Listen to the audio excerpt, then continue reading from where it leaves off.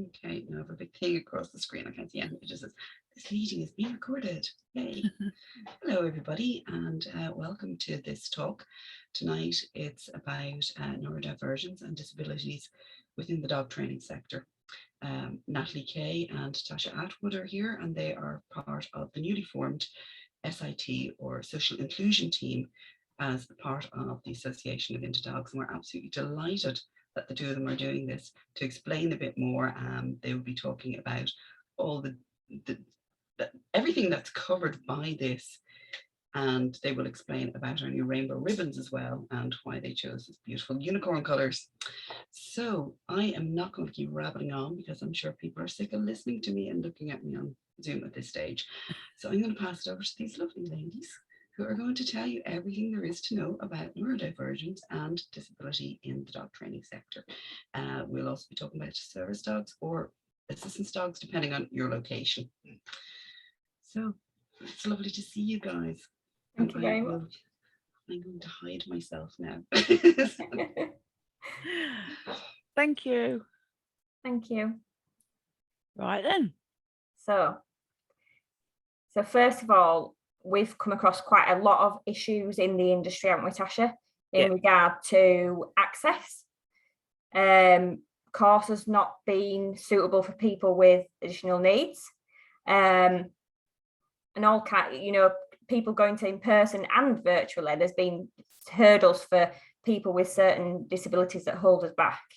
And we want to make sure that we can make everything accessible for people in the dog training industry so that everyone can feel included and part of it, no matter what your disability is or what special needs that you need to have to be able to complete something, whatever it may be. We need to make sure that in the industry, people have an understanding of how to make their business more accessible for people and make sure that people know about what right you need to put, make sure there's access for people, make sure that your text is the right font, make sure that you've got text on video so people can see the writing, if they can't, there's a lot to it, and it is a massive topic, and we understand that it's massive. So, and everybody's so special and unique that we have to make sure we try and cover it all the best we can. Yeah. So you've come across it more than me, haven't you, Tasha? Yeah. So I'm physically disabled and neurodivergent in lots of different aspects. So I've always struggled through my entire life, really. And it is a lot worse in the dog training industry. So in employed jobs, the employer by law has to put measures in place to make sure that you can read documents properly and to support you physically, and like you get extra breaks, and there's a lot of things that a lot of very good employers out there do to meet your needs. And then in the dog industry, I think it's something that we're lacking. We're lacking a lot in the dog industry, but this is really important to us, which is why SIT is so important to us. Because we want to open up access to everybody, no matter what kind of support you need or access problems you've got, whether you've got an assistance dog, a wheelchair, a walking stick, or if you have an invisible disability, you all matter on the same level. Everybody's equal. It doesn't matter what your background is at all. And to this day, it's still really difficult in 2021 for people to go into a business with an assistance dog, or it's really difficult for speakers with assistance dogs to go and be hosted by someone because they've got an assistance dog. Or it's difficult for people to attend dog sports or dog shows or just a dog training workshop, or again teach a workshop, and it's really difficult for them to get access with their wheelchair or their mobility and their equipment needs, sort of thing. So for me personally, Tasha, sorry, can I just jump in there, because I'm just listening to you and I'm thinking I get it 100%. Like I work with assistance dogs that are being trained for people with various disabilities. So, and I did puppy walking with guide dogs before that, so I'm very well aware of obstacles on footpaths and things like that, and access, whatnot. But I just wanted to ask you, because I think this is very, very important. How did you feel last year in lockdown compared So to much this year with better. everything opening up? How So many much people better. do you think have been left behind from opening up because all of a sudden you've been forgotten about? How do you feel about that?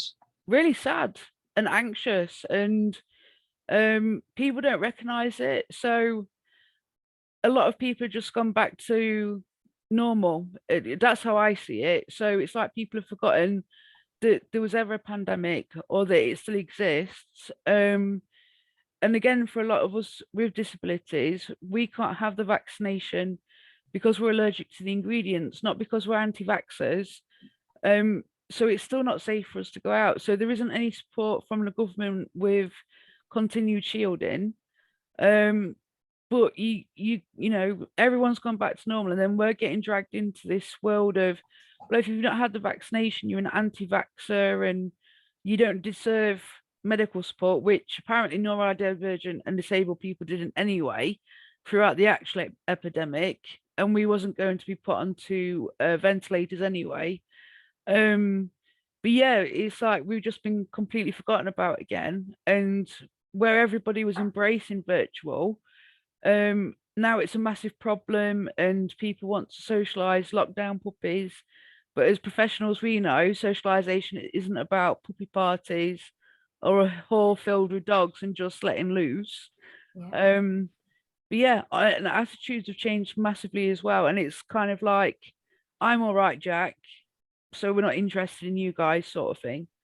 And that's another reason I'm so passionate about SIT as well, because we recognize that there are people out there who are struggling, being left behind, and they're in their own homes and they're struggling mentally because their friends have basically just carried on regardless.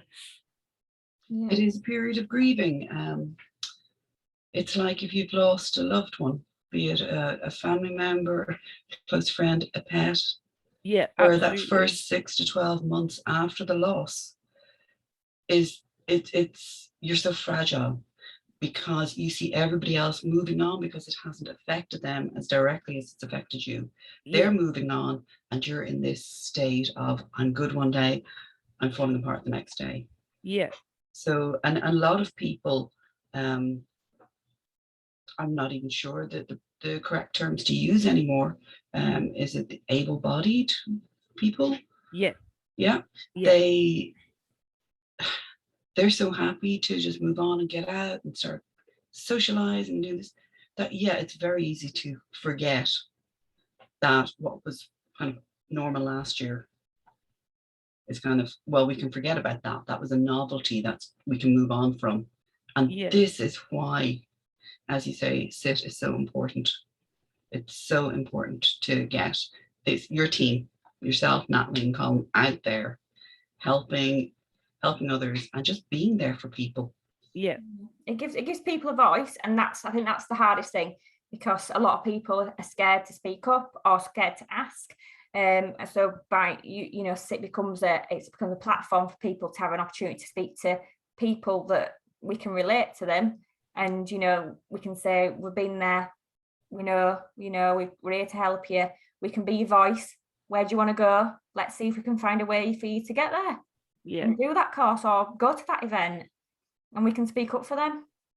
yeah, And you guys had some little hacks that you mentioned to me before that I was fascinated by when I was looking at all the different fonts that were suitable for people with dyslexia, and you were saying that you had to use little color cards or color filters over the screen. So we're going to be showing videos of little 60-second hacks on how to do this, that, and the other as well on the page and on the site. So, I mean, if anybody out there has come across something that they found was really helpful, this is what you guys are here for. yeah, absolutely.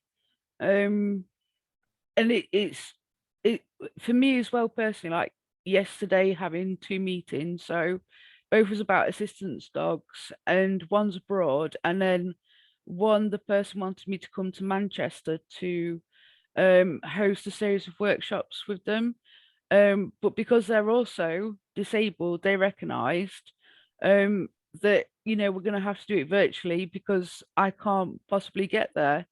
And that was brilliant. It was like, for the first time, it's like, wow, somebody's actually catering for me and understands I can't get to them. So they're actually doing it so that I can still have this opportunity and take part as well. Yeah. But Fabulous. it shouldn't just be other disabled people, you know, professionals providing that. It should be across the board, and this is what people need to understand. Yeah, I don't think there's a lot out there to promote, like saying you need to be accessible and you need to have this and you need to have that. And, you know, especially in the dog training, I've not seen anything really on it. Somebody might get the odd person in a wheelchair coming to class and they ask, will my wheelchair fit? Was there access for me? Will it fit through the doors and things? But you know, that's about as far as it goes for some people.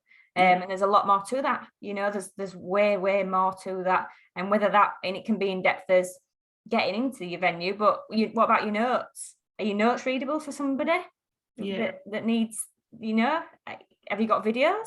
Have you got special fonts and things that are readable for certain people? You know, there's a lot to it. And it's not broadcasted enough to tell people this is what we should be doing in the industry. You know, it's like visually impaired and deaf people, your first hurdle is the website.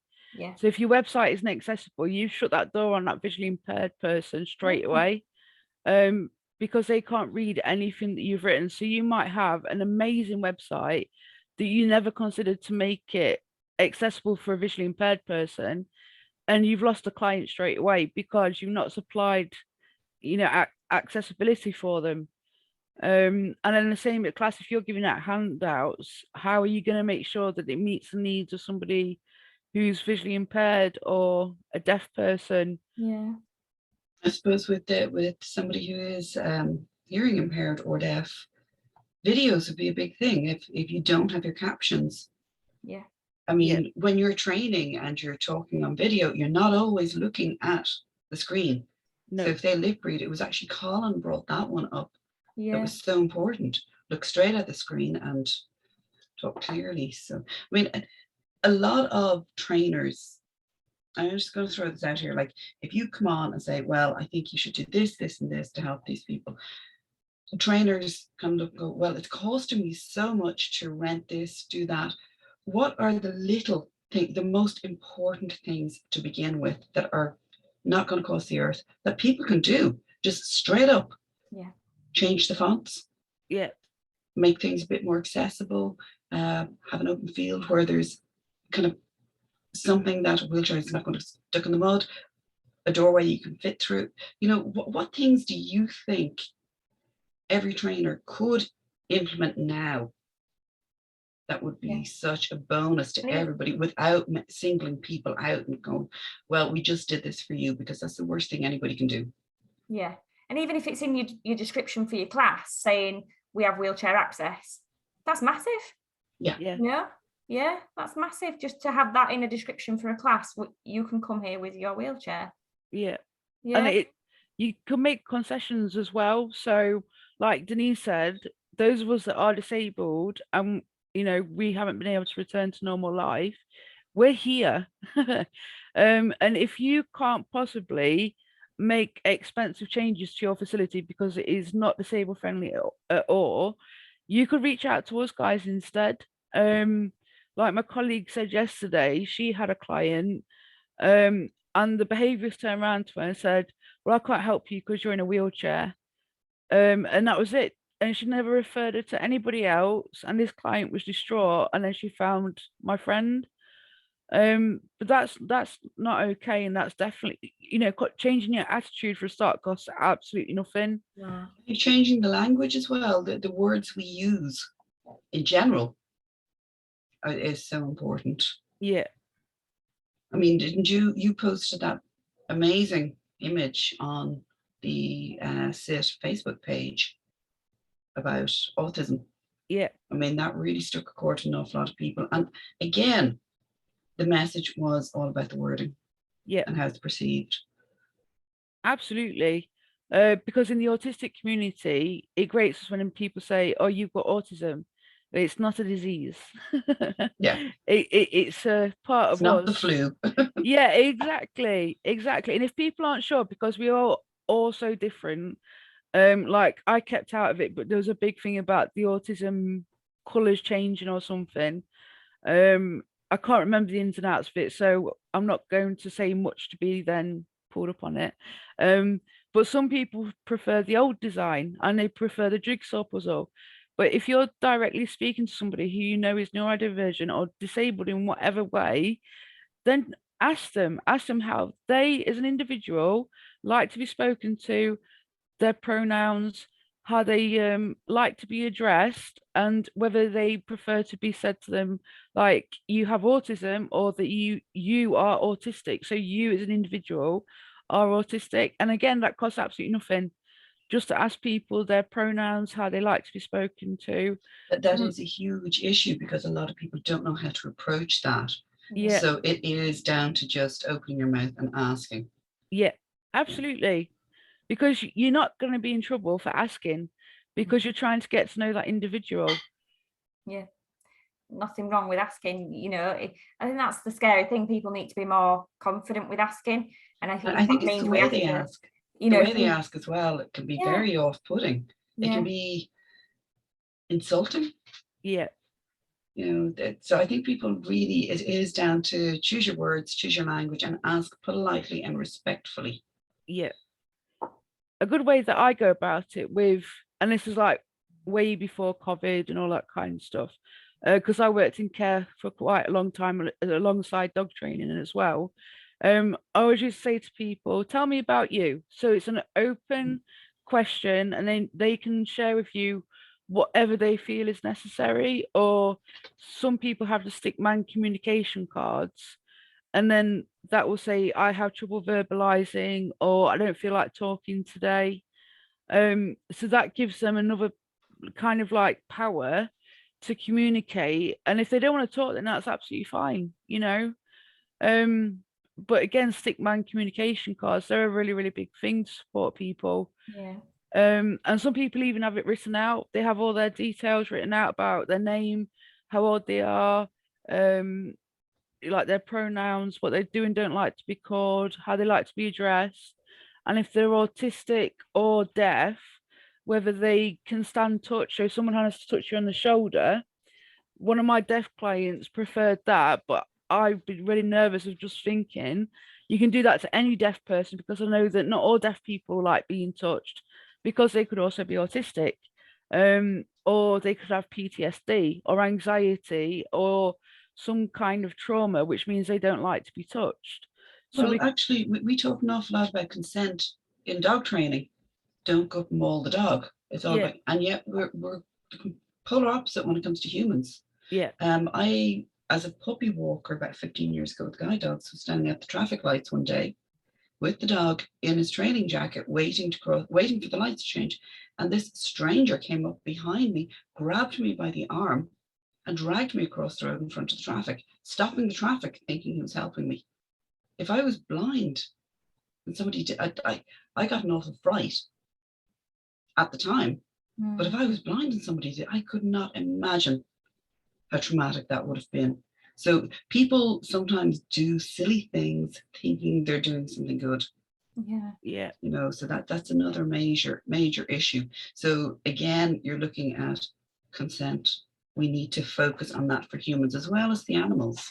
yeah, yeah, And going back to the pronouns thing, I've noticed that recently a lot of people are putting it on like the bottom of their emails, of what they like. So it might be something that we can get more people to do. So when you're emailing clients and they've got it at the bottom, you then know straight away, and there's no shame in that. It's there, clear, and people can see it. yeah, So there's lots of things out there, but we just don't all know about it. yeah, And people to be kind to each other, because messages can be read wrong, and especially people with like dyslexia and things. Like we had it the other night, didn't we? We can laugh about it now, but we thought it was through. What was it, Tasha? Though. And I thought it would put through, and I thought I'd wrote through to Tasha, and I put though to Tasha, and it was a completely different meaning. So, but Tasha knows me. Yeah. But to somebody else, they could have got really angry with me because in the context it sounded really bad. But yeah, in general, I think a lot of arguments erupt on Facebook because somebody has used spell check and some other word has come up, or somebody just misreads it, or it's just something very basic, and instead of just taking a deep breath and saying, okay, can you explain that comment? It just, no, I'm just going to attack you because of that comment. Yeah, and and that's hard, especially with online stuff. On Facebook, there's a lot of keyboard warriors, and that you need to think there's a person behind that comment. And there's feelings. So you've got to be sensitive with your responses and stuff, and think, actually, is this what this person mean? Maybe ring them, or people don't ring each other anymore. If you've had an email from a client and you're not sure what they're trying to say, or just ring them. Well, yeah, as you know, I'm a devil for picking up the phone and ringing you randomly, going, "Hey, hello, are you free?" I find it a lot easier as well than all this typing, because I know I get very tired trying to read all the typing. Yeah. So yeah, it is ridiculous. And at the same time, we ask people to be kind online and be mindful, but they'll throw back, "Oh, we're having a bad day." That does not give them the excuse to take it out on somebody else. No, definitely. I mean, it's a bit personal, Natalie, but I don't think you mind me saying, like, yesterday you was just having a bad day. Yeah. And like when I'm out of spoons and tired, if I'm like it's too much texting, I'll send voice messages, won't I? Yeah.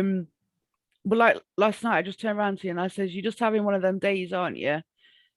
And I knew not to take anything that you were saying offensively, or that you was being horrible to me. You were just like having a bad time. You're full. Yeah, but this is, I mean, I've spent all my life saying, "Can you put that into context, please?" Because of my learning disability, so that I can understand the context of what somebody's saying. Because I can't always differentiate what a person means, whether it's nice or not nice. But like with you, we've just got this common language between us where, like I said to you, that comes across as a little bit offensive. I don't understand what you mean. And then you explained it and I'm like, oh, you actually mean through. So it's not though. So it isn't actually offensive.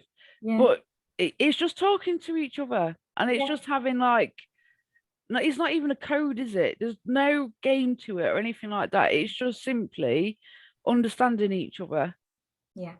And if that means an extra message or an extra bit of time, or, give that person that time, because, I think we miss out on a lot of relationships because we don't give people enough time.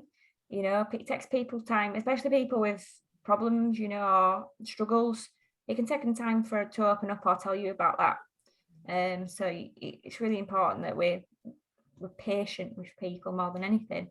Yeah. Give people opportunity. Yeah. And it's like Ruby hosting VDC as well. Ruby prefers to phone. I don't really like the phone. If I'm having a bad pain day or an anxiety and depressive day, I'm out of spoons. And the only people I want to talk to is my animals. And I really struggle. And I just say to her, I can't do a phone call today. I could do it another day. And then she'll send voice messages instead. And that's a lot easier for me because it's not having to engage in a full-on conversation. Or if someone texts and then you don't text back for a day, it's not the end of the world. We're not at school. We don't have to ping pong text. We're all grown ups. But even ping pong texting, that is a major trigger for me. That can get me really, really stressed out, and overwhelmed and flooded, just like a dog. And that's something to bear in mind for people as well, because we're all different. And Natalie, you don't mind texting at all, do you? No. But I get the words wrong, but I don't mind texting. Yeah. But then, like with clients, it's, well, I've texted you and I've rung you and I've left you an email and then I've contacted your website and I've left a message on your Facebook page. Now I've tracked down your personal profile and I've sent you a message request. This is the first time you've ever got in contact with me. it's not urgent, it's not an emergency, it's simply like, I need an answer right now. And even before COVID, it was like, but I'm working with an actual client and I don't know who you are. But it's like they want this fast food nation, and people with no idea of urgency can't handle it. Yeah, we've even had people like who messaged Tasha, who then actually found me through Tasha and messaged me to try and get in touch with Tasha. And this is like within a space 10 minutes of trying to contact her. So they're not giving people time. It's all very push, and it's too much. It's intense. You know, I seen a post yesterday about, you know, give people time, because, you know, we're busy too, as much as, you know, it's a real job, you know. We're trying to run a business just as much as everybody else as well, you know, people that are running a dog training business. It's intense, and there's a lot of emotional side to it as well. You know, people are very upset about the dog or their behavior, and there's an emotional attachment to it as well for us as well, isn't there? Yeah, absolutely, and we get too involved. And like simply with the phone, because people don't realize we get compassion fatigue and burnout. Most of the time, you know, I'm a bugger for leaving my phone in another room, pretending it doesn't exist, and then going into another room and then doing whatever I need to do just to get some peace. Yeah. Because also with having OCD, if there's a message on there and it's unopened and it's in bold, it will drive me insane. So I've had to cope, like, and learn coping mechanisms to cope with how demanding and, for want of a better word, bratty grown adults can be. And I often say to you, I wish it was back before mobile phones was even invented. Yeah. Because you could just take the house phone off the wall and then that's it. You're left alone to do what you need to do. But people don't realize how toxic it is. And, you know, for someone who's autistic with OCD, dyslexia, anxiety, PTSD, depression, it's a lot. And to that person, it might just be that you will read my email and you will see me, and I'm the most important person ever. But what you've actually done is delayed that person getting back to you, because now they need time to heal from you bombarding them and flooding them, just like a dog. So just like a dog, you can probably wait in 3 days for that person to then get back to you because you flooded them. Yeah. So you've made it worse for yourself. They do, and there is an element of trigger stacking as well. You know, absolutely. And a lot of it is also in our own, from our own point of view. Like if you open your inbox and you've so many emails, and then you've a couple of spam thrown in, a few random that you don't know what they are, and it's like it's very overwhelming. Yeah. The anxiety kicks in.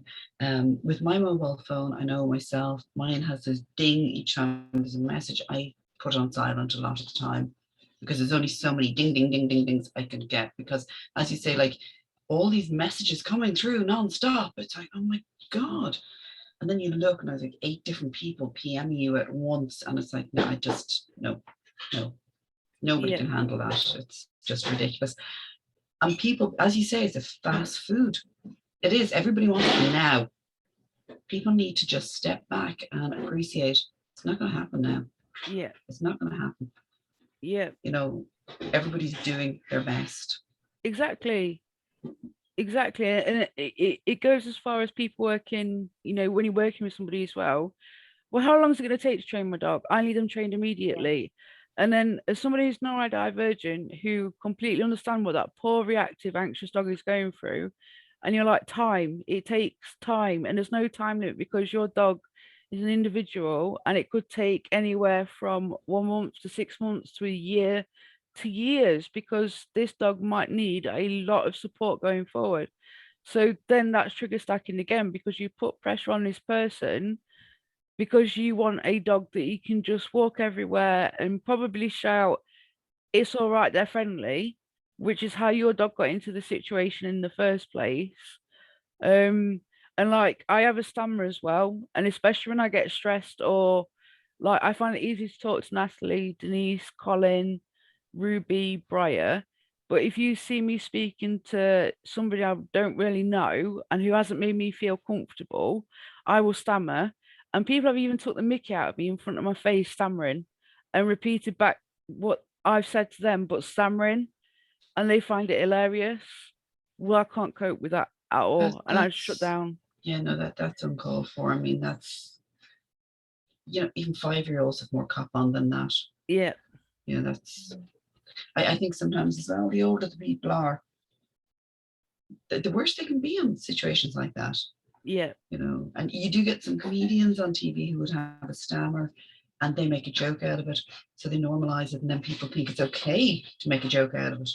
Yeah. So, but I mean, unless you know the person, you don't make a joke out of something like that. You don't make a joke out of anything unless you know that person really well.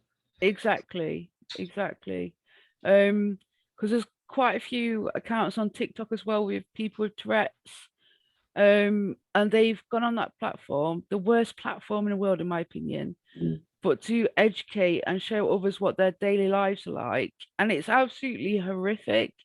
And the comments that they get, I mean, they are amazing people to put themselves out there like that and then have people be absolutely awful to them. Isn't there a trainer with Tourette's that he's a lovely, God, I'm such a good dog trainer. He has a lovely brown dog. How descriptive am I? I'm tired. That's the best I can. It's a brown dog. I think he's based in the States. He has Tourette's and he does all these videos on YouTube. And he's absolutely brilliant. And he has won people over. I just cannot for the life of me remember his name. I'm not sure, but I'd love to find out who he is. I must try and find him. Yeah, I must try and find him. He's so good. And that'd be awesome. Yeah, I think the dog is, the brown dog is his assistant's dog. I want to say it's a Vizsla, but if we do find the video and it's like cockapoo or something, you're going to say, yeah, really? You're a dog trainer? But no, it's not cockapoo. It's got short hair. It's kind of a brown orangey color. It's absolutely gorgeous dog, and he is so good. I will try and find those videos for you. So. No, that'd be awesome. But yeah, I really feel for these people. And one guy really stuck out to me because he was saying, I apologize all the time. And I was like, I identify with you on this. I can't sympathize with you because I don't have Tourette's and I don't know what it's like for you. And it must be hell. But I do totally emphasize with you about having to apologize all the time. Because, Natalie, you know, I apologize for the sky being blue. I apologize for everything all of the time, don't I? And people get really annoyed with me, but they have to remember that it's something related to past trauma. So if someone says sorry all the time, they might not literally be able to help it. And they might have to physically say, I'm sorry, just to be able to move past that little part of conversation. And if you don't register and acknowledge that that person's apologized and then said, no, it's okay, or there's no need to apologize, internally that person's then having a meltdown, and they're not coping, and then the next thing you're going to see is either them running away or bursting into tears. And my clients have seen me burst into tears so many times. Like there's just this thing with my golden clients, and they've been with me for years, and they're like mother hens, and they love classes, and they make a big point of making me feel empowered, and they totally respect me. And as soon as I see them, and they're like, they just know something's wrong, and they go, Tasha, what's wrong? Oh, and that's it. The floodgates are open, and I just cry my eyes out in front of a client. And no, it's not professional, but that's me because I'm having a meltdown and I'm not coping.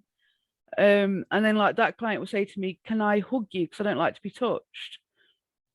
And in that moment, you know, it might be okay for me to be touched in that moment because I trust that person. But we've got to normalize having emotions and feelings because this job is tough. It's really tough. I'm so glad you said that because I know we were talking about something the other day on a PM and you said you were sorry. And I said, no worries, don't worry, it's fine, don't be sorry. Yeah. Now I know not to say that. I don't mind if people say it. I absolutely don't mind at all. But because I will in my say mind, sorry.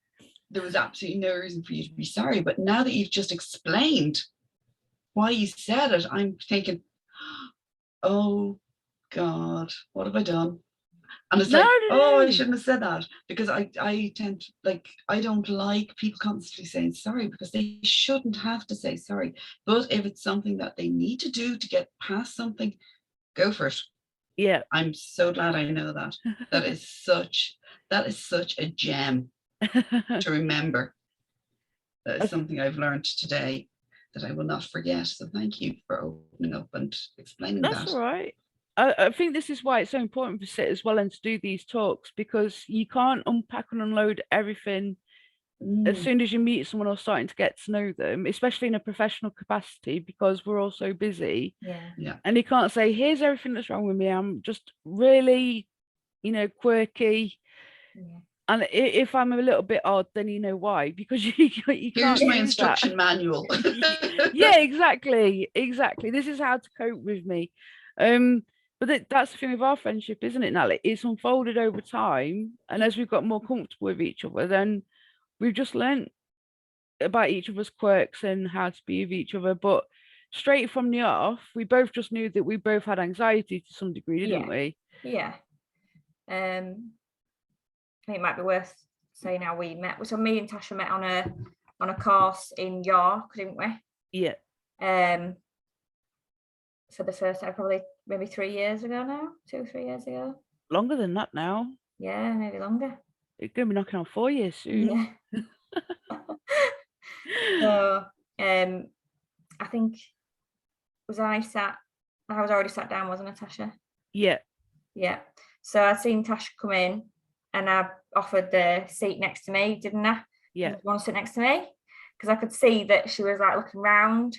And I'm quite anxious, but I'm loud now. I'm loud but anxious. So it comes across a bit strange. So I said to her, do you want to come sit next to me? And then you came and sat next to me, and I'm hopefully making you feel comfortable. Yeah. And then when the lunch came out, I said, oh, should we go like get some lunch? So I'm trying to make you feel included, and so you weren't on your own doing stuff, because I struggle with getting up and doing like food and stuff really bothers me. Like if there's a day where there's coffee and drinks and stuff, that really stresses me out. Like actually going up and getting a sandwich and a coffee and stuff, that's big.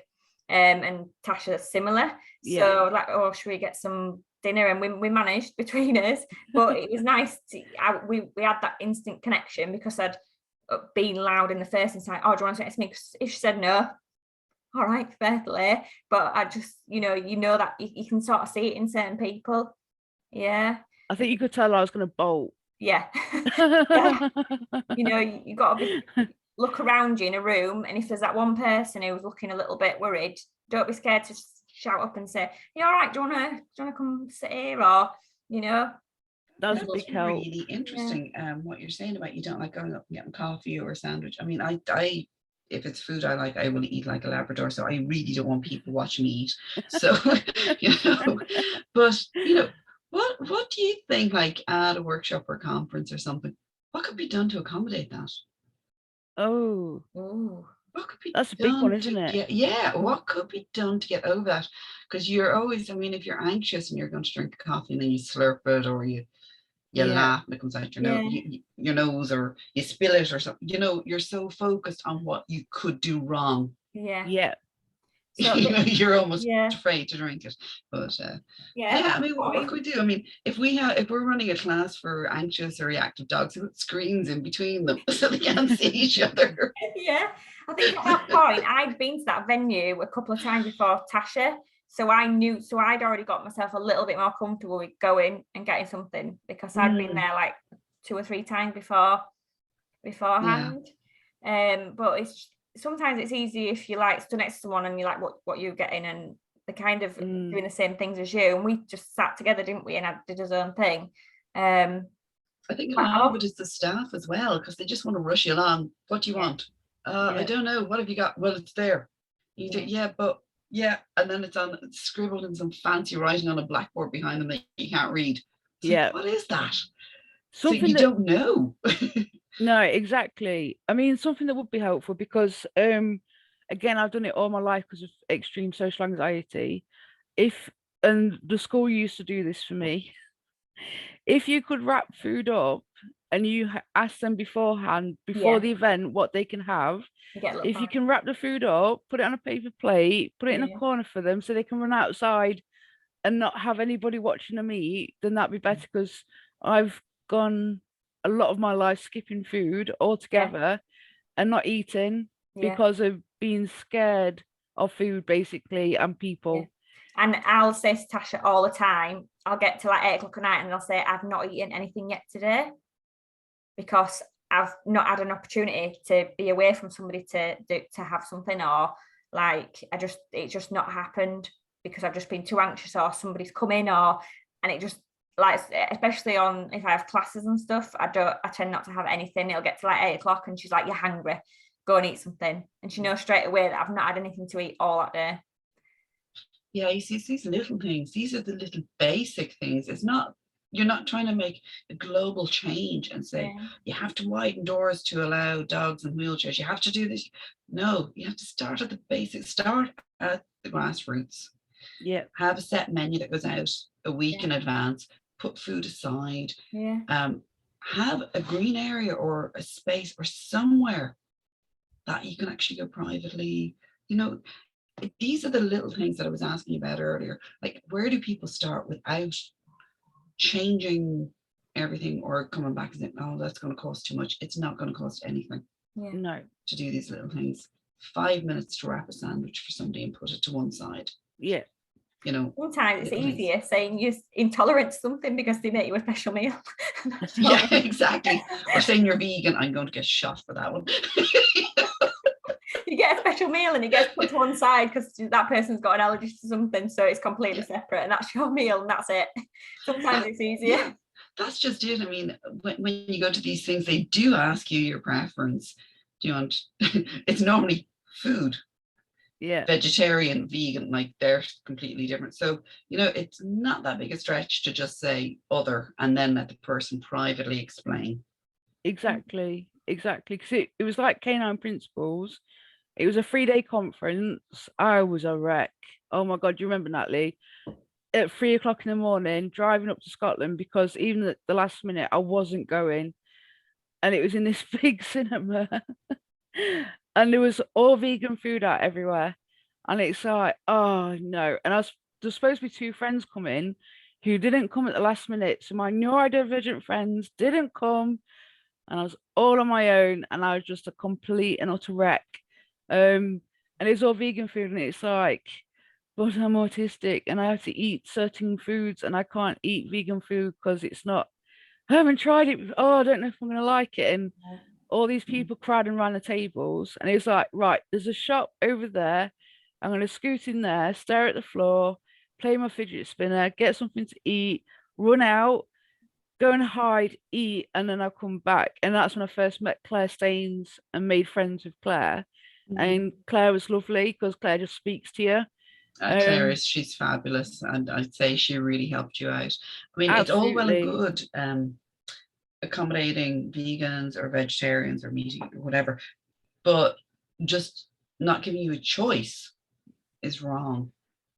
Because again, it goes back, consent for dogs, choice for dogs. Hello, what about the humans? Yeah, absolutely. And it is a lot for an autistic person because even weight issues, because body dysmorphia, again, that's a neurodivergent thing. It is a recognized mental illness. But body dysmorphia comes down to it, and people may be big like me because I don't eat, but I've had that my entire life, and through CBT, trying to train yourself to eat and that food's not going to hurt you, but you've got all of these different conditions that prevent you from eating. Every time you go a step forward, you go 10 steps backwards because your OCD is punishing you about it. And that's something else to bear in mind with people as well. People are going to be weight conscious, and it's not because they're greedy and because they eat non-stop. It can be down to medications. It can be down to skipping food all the time. So sometimes even just checking in on somebody, making sure that they've eaten, is a really, really big thing. Because when I hosted Ruby being the same as me, I had to check that she'd eaten, and we kind of like squirreled away in one corner, even though I was hosting it and I was familiar with the venue. But again, it comes down to that of not feeling comfortable. And then because you're both the dog trainers, people clamoring around you wanting to ask you 101 questions, and we just want to go and die because we want to eat without anyone looking at us. But again, it's not the client's fault. It's people aren't informed. This information isn't widely shared on the media. It's better to pull somebody down on TV or the media, or make out that being autistic is this horrible thing, or having a mental health problem something to be ashamed of. And this is where labels come in, where you're called awkward, stubborn, demanding, and you're not. You're just trying to get a meal. Yeah. And you're tired. Do you think a lot of these workshops and conventions run for too long? I do. Yeah. Do you think that is something that people should be looking at when they're booking or organizing these things? Is 1 day enough? Is 2 days enough? Should they run for longer or shorter? Because a lot of people don't have the energy these days for that. No. It's a lot to process. Mm. You know, I've been on all different types of lengths courses, but it's some days you by like 2 o'clock they've lost me, because I can't process any more than that. And then you've got to think about these people have to get home as well, depending on how far they're traveling. So if we can make it as easy for people as possible, you know. This is it. So because much it's to consider. Yeah, absolutely. And going back to KNR principles as well, and I love them, by the way, and I love Sally, and it was an absolutely fantastic conference, and I met wonderful people. But again, even hotel rooms, oh my life, such a struggle. And I ended up staying out till about midnight, when I knew everyone had disappeared at this B&B, got my own key to get in, shot in, and then emerged, and the lady's like, "Oh, do you want breakfast?" Nope, bye, and I'm off. But trying to sleep in a strange room as well, that's a big thing. And this was before I was like fully disabled. But you know, so even for able-bodied people, there might be extreme neurodivergent things going on, where staying at a hotel is traumatic, and it's because there's none of your things there. Yeah, you might have your bag there with your clothes, and you change your clothes and to get a shower, but oh my life, I can't even explain it. It's just you either get it or you don't. But if you're not in your own bed, sort of thing, and you don't have your dogs with you, it's just way too much. And that's why it was like 3 o'clock in the morning before I decided to go. So I purposely skipped one night at the B&B, and then when the conference finished, I drove straight home. Didn't get home till stupid o'clock, because I wanted to avoid another night at the B&B. And it gets to a point where you're putting yourself in danger, you know, like not eating, driving for a stupid amount of hours, not being able to sleep, because these things are too much. You're hungry and fatigued as well, so you're not going to be thinking clearly either. Exactly. Which doesn't help. No. And I mean, there are things that can be altered, not by you, but by the provider of these courses. I mean, I know a lot of people kind of say, and I am going to play devil's advocate here, because the attitude of some would be, well, if it's too far, then don't go. But you are entitled to go, just like anybody else. So it's up to the provider to provide for everybody, to do their best to accommodate everybody who wants to go. Definitely. Yeah. And it's like now with being fully disabled, and certain people in the industry, and people had to carry their wheelchairs through a certain event. Why don't we do virtual for people who can't attend, and drop this snobbery that you've got to kill yourself basically going to a venue, massively damaging your health, to go somewhere which you know isn't accommodating, or but we can't record it because you might sell it.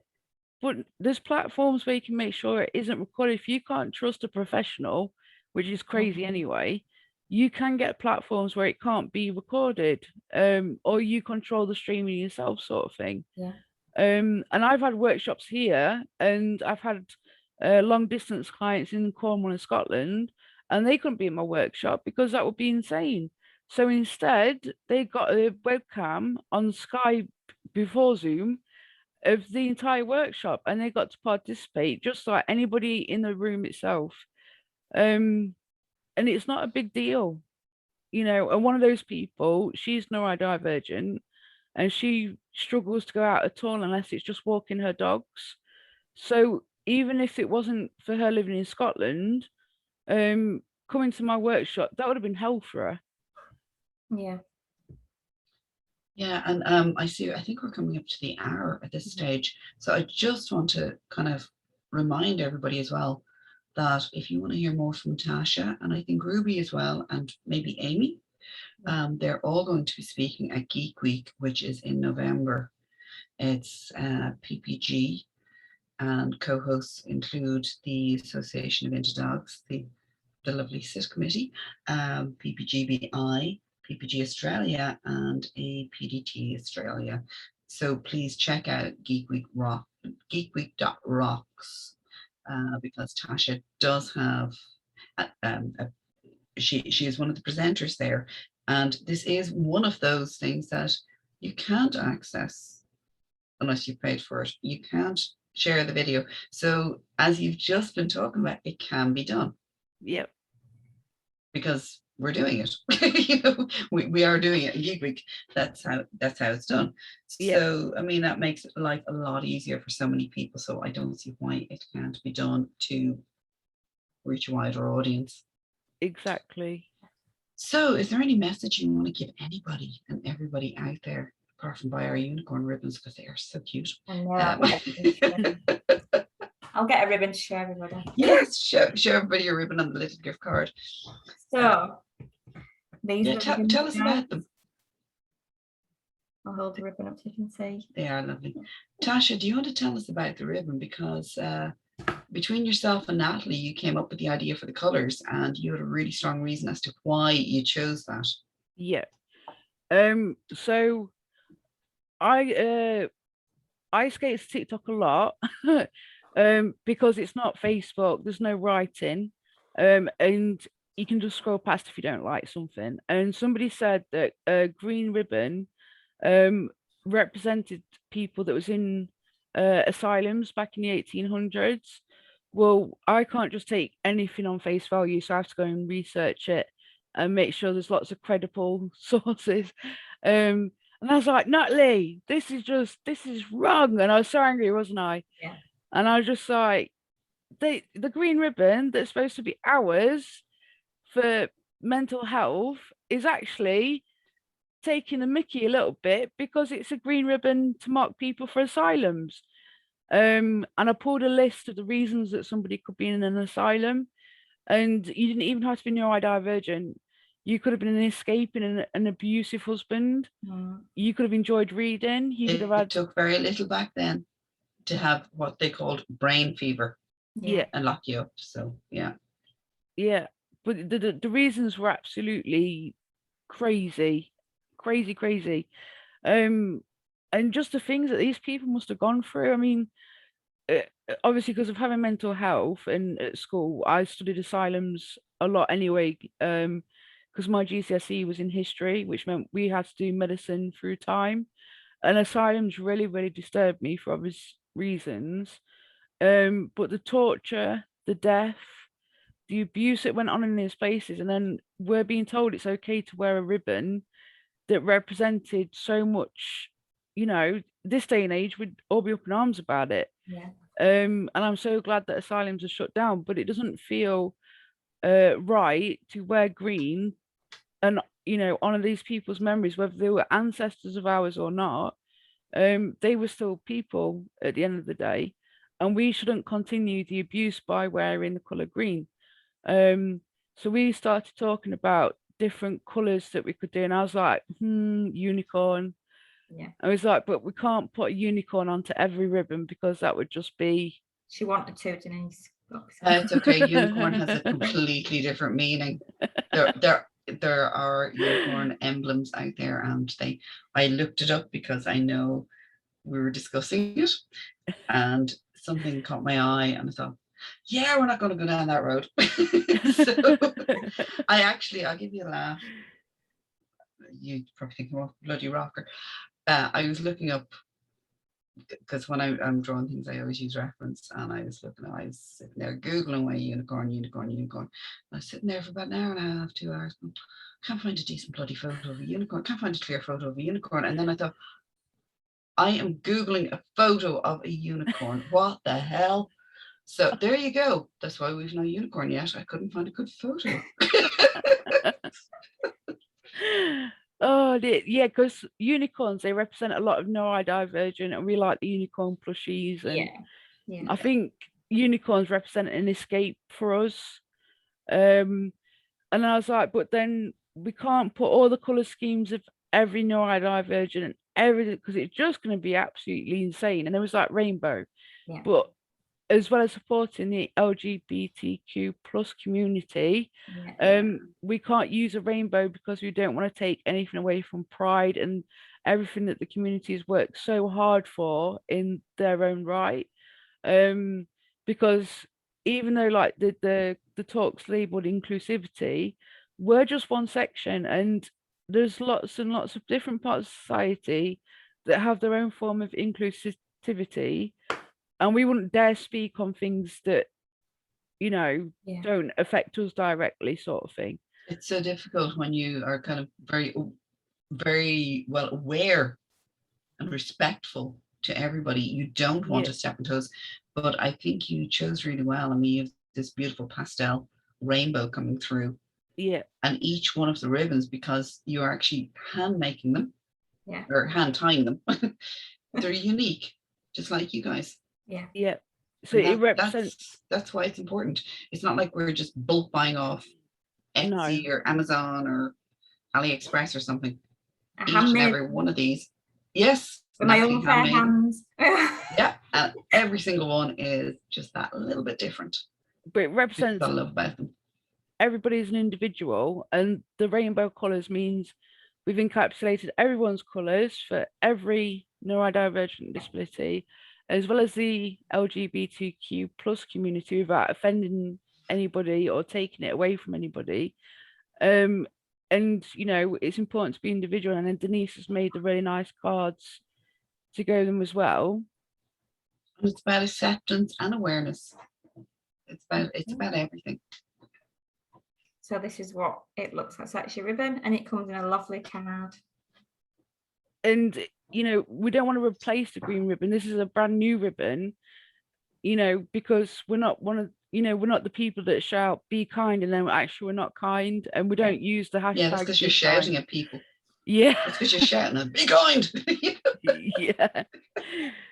But people moving forward, we've got to recognize that everybody's individual, everybody's unique in their own way, and everybody has a right to a life of peace and being supported. If we're all fighting our brains every day anyway, and our bodies physically, we don't want to be doing it just to be able to do our jobs and to get CPD or go to a conference and that kind of thing. We've got enough on internally already, and that's what the ribbon represents. We've got to start supporting each other and boosting each other up. It's not a competition, and the dog industry shouldn't be about competition anyway, because we are all in it for the owner and the dog. I'm just making notes here. Sorry, you just said about CPDs. That's another really important thing, because the focus with renewals of whatever organization you're on is with CPDs and things. And I'm just realizing, because you just said that, it's not that easy. We're very demanding on a lot of things. So I think as an organization, like the Association of Inter Dogs, we need to actually look at how we can make CPDs easier for people who can't be getting. I mean, it was very different last year because nobody could get out, but this year with people going out and whatnot. So we need to expand how we renew. And I think, that's a start there, but that's an excellent point. I'm glad you said that as well. So I am making notes. I'm just scribbling away here. I'm just sitting in here to get ideas. So it was absolutely lovely to chat to the two of you, and sorry for everybody who had to listen to me because I was not scheduled to be on. Well, yeah. we wanted you here What anyway. you hear? No, this is such an interesting talk, and I think for anybody who's going to be listening back on it, they're going to learn so much. I mean, I've spoken to you a number of times, the two of you, and Colin included, when we're setting up SIT, and over the last few weeks, once SIT got up and running, and we're still finding our feet, and I'm still learning so much every day. It's the little things that just pop out in conversation that are important. Absolutely. Absolutely. Oh, and anybody watching this, if you want to know more about me, Natalie, Colin, SIT, just ask, come on the page and ask, send a message. So we'll post a link to the page, can't we, in the chat, and then so people got it there, and we'll post a link to how to get a ribbon as well. Yeah. So that's there as well for you. 1 second, I will find the link and I will pop it in the chat for you. And if you've got any questions about what we've spoken to today and you think, oh, well, Natalie talked about that, so Natalie be a good person to speak to about that I'm struggling with, or myself, you know, there's an inbox there and you can speak to us and it'll be confidential, but that's what we're here for. So, you know, you can feel safe with us and hopefully trust us, that you'll want to talk to us and get some support. Yeah, don't be scared, we're here. We don't bite. Oh dear. Right. Well, listen, thank you everybody for joining us, and there is some information up on intodogs.org, www.intodogs.org, on the SIT team, and they're also on Facebook. It's the SIT Into Dogs Social Inclusion Team is the name of the Facebook page, and the link is in the chat there for anybody who wants to join. So thank you so much, Natalie and Tasha, for a very enlightening hour. No, thank you everyone. Thank you. Take care, guys. Thanks. Thanks. Bye. Bye.